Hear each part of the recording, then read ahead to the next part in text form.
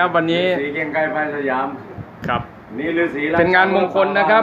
เป็นงานมงคลของน้องชายนะครับ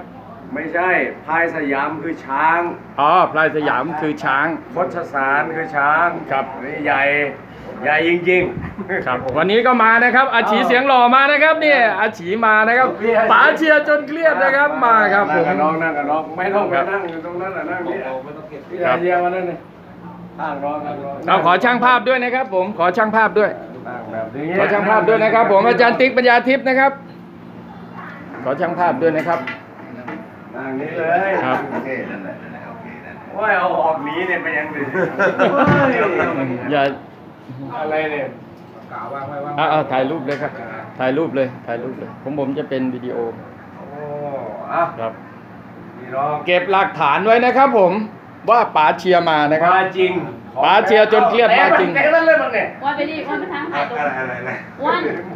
วันไปถ่ายทางตัว ถ้าถ่ายไม่ได้ไปนั่งด้วยผมถ่ายเป็นวิดีโอ วางไข่นะครับ นั่ง เอาเชิญเลยครับเชิญเลย เอาวางไว้โต๊ะก่อน อาจารย์เอา เอามา วางไว้โต๊ะเอาวางไว้โต๊ะ เอา เอาหมดนี่อะไรกินอะไรอะไรนี่ยัง ยังค่ะ เอาวางไว้ก่อน อาจารย์เราก็รูปอยู่นี่นะมี เอาไว้บุกินได้บุทุกอ่ะ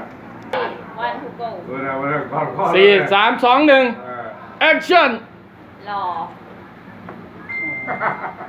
ป๋าเชียร์มาด้วยนะค เอา รับ เอาของตัวเองมาด้วย เดี๋ยวขออย่างนี้ก็ได้ครับ มาด้วยนะครับ ผมมาด้วยต้องรู้ว่ามาถ้าอย่างนั้นจะไม่รู้ว่ามา สร้างไปวงจรไม่มี ค วั รั น บ นี้ด้วย ใช่ครับ บันทึก มีเศษเสี้ยวเล็กๆ ก็ยังดี เนี่ยท่านฤาษีก็ไปนะ ที่เซ็นทรัลลาดพร้าวก็มีส่วนร่วมอยู่ในนั้นด้วย ผมไม่ได้ไปได้ไง ช่วงที่ไผ่พงศธรไปอยู่ที่เซ็นทรัลลาดพร้าว ถ้าไม่มีเขาผมไม่มีเหล้ากินน่ะ ใช่ นี่แหละครับ นี่แหละครับ ตื่นเช้ามาให้เหล้าเขาเอาข้าวไปให้กินด้วย ป๋าสายเชียร์วันนี้ทำไมหล่อ เอาเมียว จัง เมียว หล่อผิดปกติ เมียว นะครับป๋า เมียวมานี่ ทำไมหล่อผิดปกติครับวันนี้ เราเป็นปกติอยู่แล้วเนี่ย หล่อผิดปกตินะไม่ใช่หล่อผิดปกติ